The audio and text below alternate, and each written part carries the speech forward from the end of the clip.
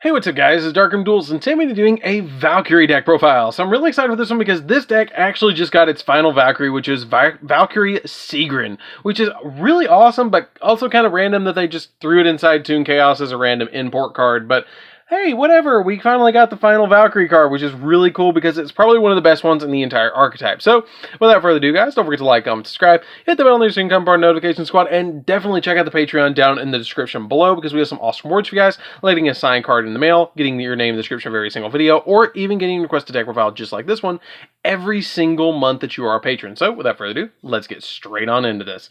So first off, we're going to be playing 3 copies of Valkyrie Sigrun. So Valkyrie Sigrun is a really, really good card.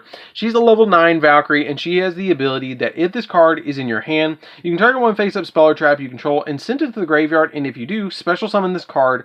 And if this card is normal or special summoned, then you can special summon a level 8 or lower Valkyrie monster from your hand or graveyard, which is really, really good just to be able to get it out on your side of the field with stuff like Valhalla, or getting it out with stuff like Final Light, because then you get to revive a second Valkyrie behind it, which is really nice. Then we play 2 copies of Valkyrie Urda.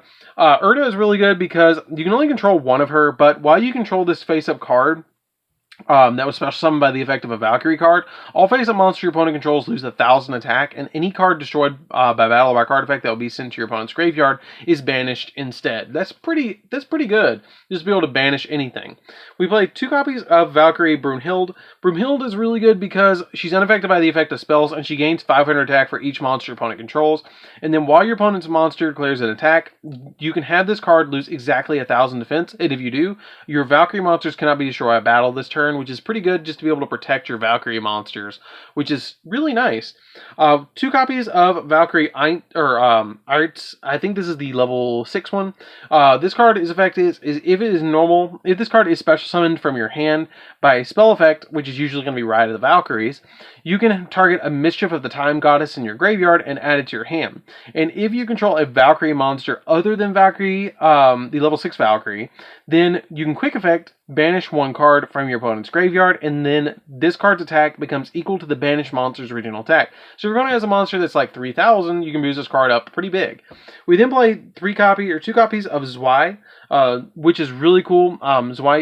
This card is really cool because if it's summoned, you can target a card your opponent controls and destroy it, and after damage calculation, this card battled, you can target 1 continuous spell in your grave and add it back to your hand, which is really good, and it combos well with Sigrun because this card is super good to combo because you can just send 1 card to the graveyard with this, that's a continuous spell, and then immediately get it back with this one, which is really nice.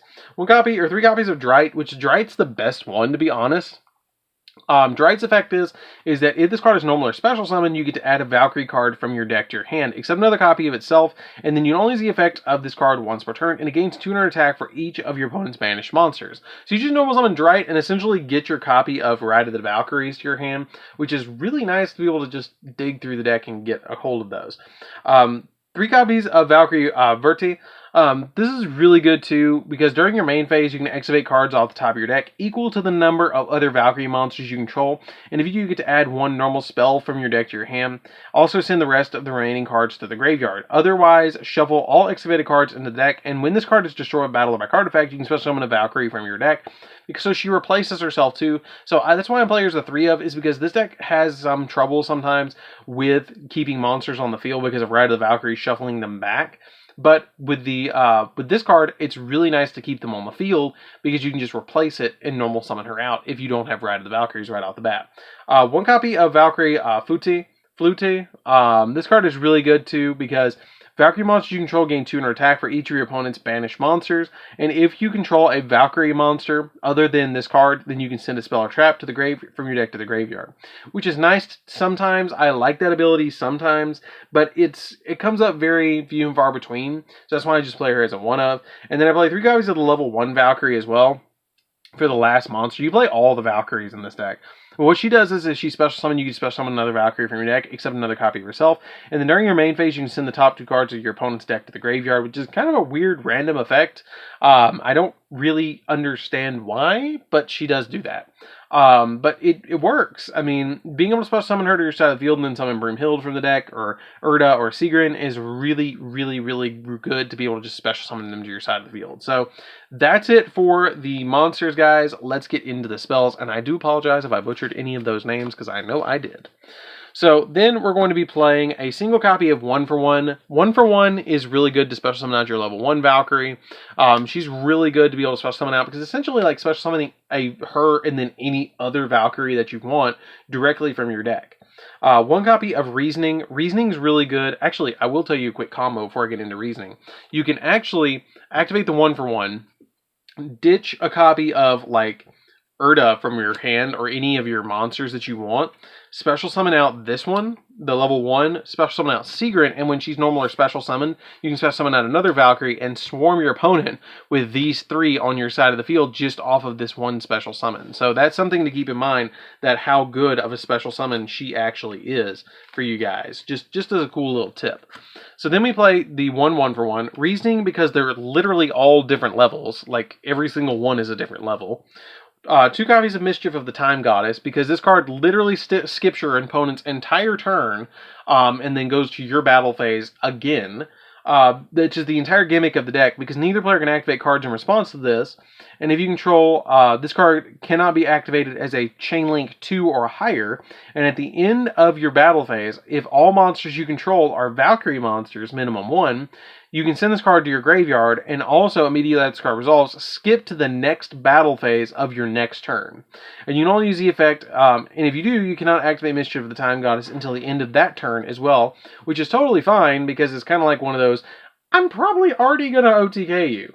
Then we play 3 of the best card in the deck, and that is 3 copies of Ride of the Valkyries. So Ride of the Valkyries is hands down the best card in the deck, besides Mischief of the Time Goddess, and it makes the deck work, because it lets you special summon any number of Valkyrie monsters with different names from your hand, and if you special summon 3 or more Valkyrie monsters with this effect, you take no damage until the end phase of the turn, and then during the end phase of this turn, during the end phase of the turn you activated this card, shuffle all of the monsters that you special summon into the deck, and you banish this card from your graveyard to add a Mischief of the Time Goddess from your deck to your hand. So you get Mischief of the Time Goddess off of that, so you essentially activate this, special summon as many Valkyries as you want, banish it, add Mischief of the Time Goddess, battle phase, swing at your opponent with like 5 Valkyries, drop Mischief of the Time Goddess, and then swing again for like 5 more times. I mean, like, it's a really, like, this deck is probably one of the most aggressive decks in the entire game of Yu-Gi-Oh! Like, if it's not in, I mean, it's Glass Cannon. Like, you're going to drop Ride of the Valkyries, no TK, or nothing. Like, that's it. I mean, you have plays with, like, 1-for-1 and stuff like that, getting some monsters on the field, but if you're not doing Ride of the Valkyries, you're doing it wrong. Then we play 3 copies of Final Light. Final Light is something that I kind of like as a 3 of. It's kind of like Soul Charge. You pay life points in multiples of 1,000, then you target Valkyrie monsters in your graveyard with different names for every 1,000 points you paid and special summon them, and then your opponent can special summon monsters with 2,000 or less attack from their graveyard up to the number of Valkyrie monsters you special summon by this effect. So if they don't have anything, you just special summon as many as you want. So it kind of comes in handy because you can bring back your copies of the level 1. Like sometimes I just go for a 1, bring this out, and then do my combo with this to go immediately into my copy of Sigrun and Urda, or whatever I have in the graveyard to bring back off of the Sigrun. And then I play 3 copies of Celestial Transformation. Celestial Transformation lets me special summon a fairy monster from my hand, but I half the attack of that monster, which is still pretty good to get out some monsters out on the field. 3 copies of Valhalla, Hall of the Fallen. This card makes it so much better in this deck now, because it went with the theme of being Valhalla because they're Valkyries, but at the same time it wasn't, because it didn't really matter if you just got 1 out on the field, because Ride of the Valkyries was just going to get as many as you needed. But if you don't have Ride and you draw into like Sigrun, you can use this effect and then special summon a copy of like Broomhild from your hand, and then special summon Sigrun behind it by sending this to the graveyard, and then revive or special summon one from hand one of your other Valkyrie monsters to essentially get you 3 out on the field off of this 1 copy of Valhalla, which is really good, and that's why I play it as a 3 of. And then I play 3 copies of Pot of Extravagance, which just helps me dig through the deck just that much more. It's really nice to be able to dig through the deck, and plus, with you playing essentially 6 Ride of the Valkyries with the copies of Drite, when it normal summons, you just immediately get to add a Valkyrie card from your deck to your hand, which is Ride of the Valkyries, which is what you're always going to add. But Pot of Extravagance makes it more consistent where you're getting into your copies of Ride of the Valkyries instead of waiting to get into the Ride of the Valkyries, because it makes it so it's a little bit more consistent. So that's it for the main deck, guys. Let's get into the extra deck. I will mention, you guys, the extra deck is something you very rarely touch, because the Ride of the Valkyries specifically says that you have to control Valkyrie cards on your side of the field, which is like important, and plus the copy of Mischief of the Time Goddess makes it so you have to control only Valkyrie monsters, which is kind of like throws out the entire extra deck. So that's why you play Extravagance. So pretty much everything in the extra deck is kind of like a suggestion card. So we're going to be playing 1 copy of True King of All Calamities. True King of All Calamities is a good card to summon off of Sigrun, because it just kind of cold waves your opponent's monsters. Herald of the Mirage Light is kind of nice as well, because you're playing fairy monsters, so when a spell or trap or effect is activated, you can quick effect send a fairy monster from your hand to the graveyard and negate the activation. If you do, destroy it. So it can give you multiple negates, which is super nice. BLS Link Monster, because it's pretty easy to summon in this deck. This is one card I would recommend if you do have it, play it, because it's really easy to put monsters that are level 7 or higher on your side of the field, and summoning this is really easy, and being able to banish a card on your opponent's side of the field or increase it by 1500 is kind of like an extra boss monster. Gravity Controller as well, because Gravity Controller is just nice to play in the deck, because you can just go in at your opponent with this card, and it makes the deck really fun to play around with. To be able to just get, like, you can link summon with like the level 1 into Link Rebo, link the Link Rebo away, go Gravity Controller, and then go after your opponent by bouncing something if there's something too big. Gravity Controller is another card with Link Rebo that I highly recommend that you play. 1 copy of Hippo Shinigami, because everything is light and it comes up sometimes. Underclock Taker, another one of those cards. It's kind of like you can target one of yours, one of your opponents, and then increase and decrease, which is nice. Unicorn, because it bounces stuff. Phoenix, because it pops spells and traps. And Cerberus, because it pops monsters.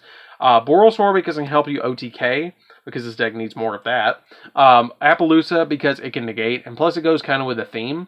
Access Code Talker is a really good MVP in here. If you get a hold of an Access Code Talker, definitely play Access Code Talker in here, because you can just banish Link monsters, and everything in the extra deck is a Link monster besides True King. So basically, you can just make any of these, and they're all different attributes, except you don't play Water, I think is the only one I don't play in here. So you can't do water, but you can get up to like 5 pops off of this if you play your cards right. Magnite Crusadia Avramax is really good because it can help you OTK. And then Link Rebo, because it's a level 1 and you have a level 1 Valkyrie, and a Relinquished Anima.